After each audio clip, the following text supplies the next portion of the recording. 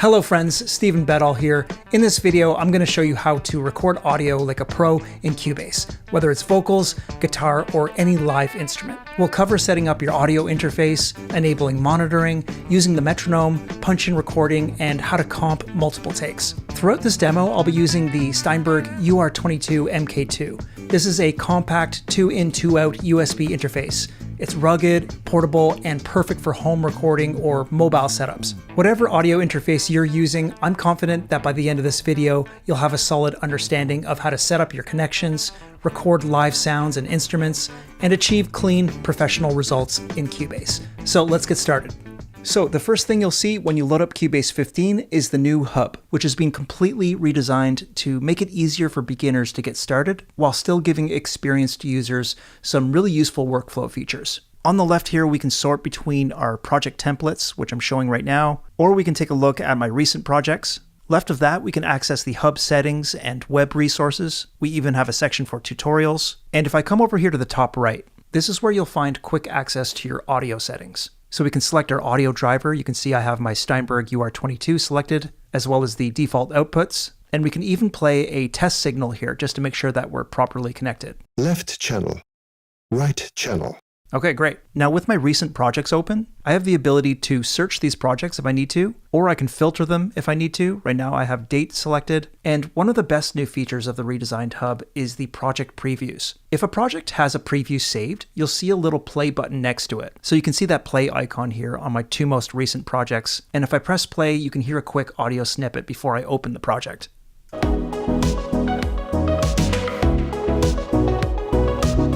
So this is a convenient way of remembering what's inside your project before opening it up. I've always got a lot of different projects going at any given time. Sometimes I forget which ones are which, so I love this feature. Once we load a project up later in this video, I'll show you how to create, remove, or customize your preview so it shows up here in the hub. And lastly, if we click on our hub settings here, we have some options for customizing how things are displayed. We can choose a default project location, we can show or hide sections, or even add your own custom project folders that appear directly inside the hub. There's also options to display extra info, like file paths or template descriptions. And by default, the hub will reopen automatically when you close your projects. We can turn that setting off if we want to, but I find it really useful. So whenever I close a project, it automatically pops up and it's ready for my next session. Okay, so I'll go ahead and create a new project here. And before I record any audio, I want to quickly talk about the transport panel. This lives at the very bottom of your project, and it's very important because the transport panel in Cubase gives you quick access to essentials like play, stop, record, cycle, tempo, and the metronome. We can actually load up the transport panel in a floating window, and I'll zoom in a bit here just to make it easier to see in this video. I won't go over every single aspect of the transport panel right at this moment, but as we record some ideas, we'll revisit it throughout the video. And actually, the first thing I'm going to do here before we get started is set the tempo. Right now it's at 120 beats per minute by default. If we double click on that, we can change it. So I'm going to bring it down to 100, hit enter. I'm also going to activate the metronome, and I'll activate my count in. So now if I come over here to the left and click the record button, you can hear that we have that 1, 2, 3, 4 click count in before it actually starts recording, which is very useful. Okay, so let's close this window for now. And let's start recording some ideas. I'm thinking maybe I'll grab a drum loop from one of our sample packs here, maybe the hip hop vault. I'm gonna record some electric guitar, but it's always nice to have a beat to work with initially. So I'll drop this in, and note that in Cubase 15, we have new track headers here for volume and for pan, which is a really nice update. So if I wanna turn this track down a bit, I can just do it right here. Our drum loop sounds like this. So maybe I'll duplicate that out to bar 4. Okay, and now we're gonna load up an audio track for my electric guitar. So let's hit T to add a track. We have audio selected. I've got my guitar patch cable here, and I'm gonna be plugging this into my left channel number 1 on the interface. So under audio inputs, I'll select my left mono channel. I'll just name this electric guitar. We can choose a color, and let's go ahead and add track. Okay, and there it is. So first thing, I want to make sure that this track is record enabled. So this button here should be showing in red, which is perfect. I also want to make sure that my electric guitar signal is coming through loud and clear. So we'll turn the monitor button on. Okay, so there it is. Perfect. And what you're hearing there is the signal without any processing. It might be nice to add the VST Amp Rack here. Let's click one of the insert slots here on the channel strip, and we'll just search Amp. Here we are, VST Amp Rack. There's a ton of great presets to choose from. Let's try Twin Reverb.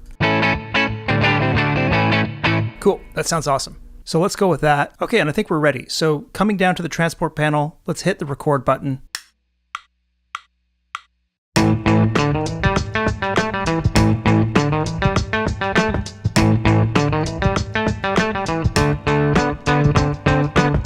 And if I want to play this back and hear what I just recorded, currently if I hit play, you're not going to hear the guitar. And that's because we still have this monitor button engaged on the track. If we turn this button off, and now I hit play,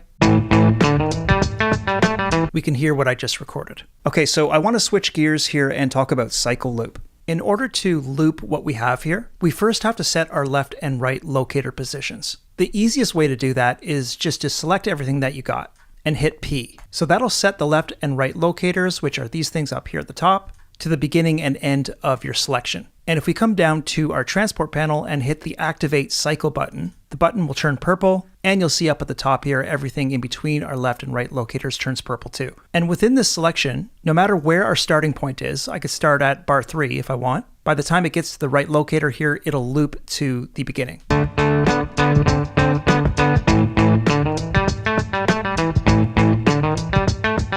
Okay, so that's how cycle loop works. If I want to disengage it, I can hit the cycle loop button in the transport panel, or if I just hover over this purple selection here at the top, when that hand icon appears, we can just click it on and off. Super easy. Now I want to come back to the transport panel here for a minute, just to show you that we have a lot of control over the metronome. So what you were hearing when I recorded that idea was the default pattern, just simple quarter notes. If we take a look at this click pattern here on the bottom right, and by the way, if you don't see this, just note that we can expand or collapse this section by hovering over these 3 little dots on the right. Or otherwise, you can right click on your transport panel and make sure that your count in and click pattern here is selected. Now I might want to hear this click pattern in double time, let's say. Super easy to set up. Just click on the pattern and we can choose that under this menu here. So I'll just choose double tempo, and now the metronome will sound like this. Or we can do half tempo. Okay, the default works fine for me. And if I select this little gear icon here, we can open up the metronome setup, and we have more options here as far as click patterns, our click sound. There's quite a few different sound presets to choose from here. There's also some general settings here which are useful. For example, I might want to deactivate the click during playback and just keep it on for recording and count in. Okay, so let's come back to our track here and record another idea.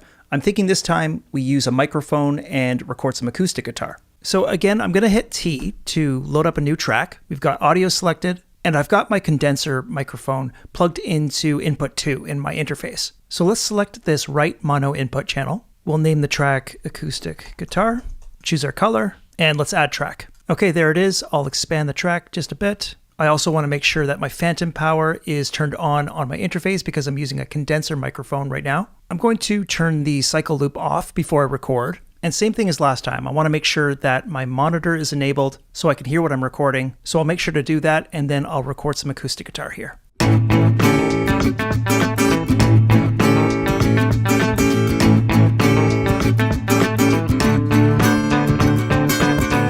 Again, I'll just make a little cut here. And I think this guitar sounds a little dry, so let's add some reverb. Coming over to our channel insert on the left, let's pull up the Roomworks plugin and choose a preset here that's going to work for this track. Maybe large living room. That sounds nice. I'll just bring the mix down a bit. And I should also mention that I set up a mono audio track here, and we have this stereo plugin loaded on this track. So we can change the track from mono to stereo if we want. All we have to do is come down to the bottom of the track here in our mixer and click this channel configuration button. It'll prompt you here saying, do you really want to change the channel configuration? I'll hit OK. Now playing back this acoustic guitar. Sounds a little nicer. Okay, so we've covered some fundamentals here, but there's a couple of features I'd like to show you that are going to take your recording skills to a whole new level. First of all, let's take a look at punch in and out. So for example, let's just say that I'm not too happy with the way that this electric guitar recording turned out here, just for the last bar. Let's say I quickly just want to punch in a new idea. So what I would do here is just right click and choose my range selection tool. Okay, I'm going to highlight this last bar here for my electric guitar, and then I'm going to hit P.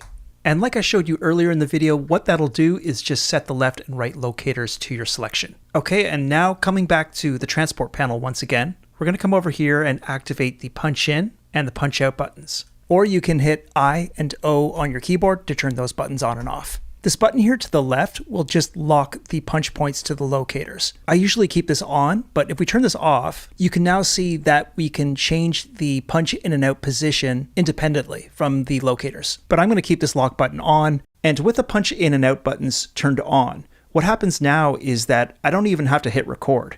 I can just press play, and by the time I get to bar 3 here where my left locator is, it'll just start automatically recording. So let's go ahead and put a new idea down just for our last bar here.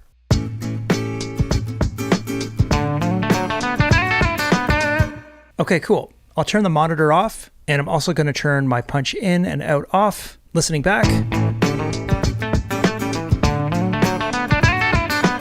That sounds pretty cool. Now, you probably noticed that there's these diagonal lines here. When you record over existing audio, like I just did, you'll see those diagonal lines, and that just means that there's overlapping audio events. The old take is still there, and that's important to note, because what I can do here is display both takes and easily pick between them. And this brings me to the last topic in this video, which is comping. Comping is a feature that's available to Cubase Artist and Cubase Pro users, and it allows you to combine the best parts of multiple takes into one seamless performance using lanes. So we have this button here on our track that will allow us to show lanes. And if you don't see this, just right click, come to Track Control Settings, and make sure to add Lane Display Type to the track. So check this out. When I hit this button, it'll display all of the overlapping audio events. Now, if I right click and select my comp tool, I can easily choose which one I want to hear. So for example, if I click the original take here,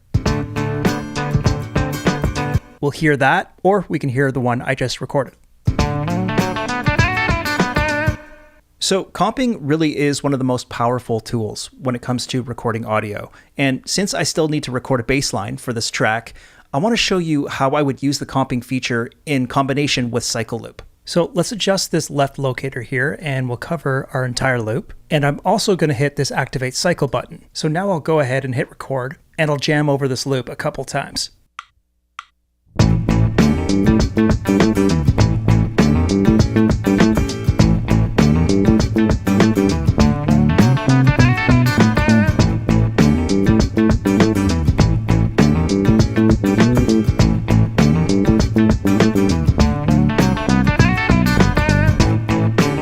So again, you'll see these diagonal shade lines because we have two overlapping takes. I'll just give this track a color and let's click on our Show Lanes button and right click and select our comp tool. And we can build the perfect bass line here, just picking and choosing the best sections of each take. So for example, I played this section a little differently the second time. Let's just click and drag this section, listening to the original. So maybe I'll stick with the original there, coming to the end here. I'm not sure if I like that ending. Let's just click and drag this last section, listening to this take instead.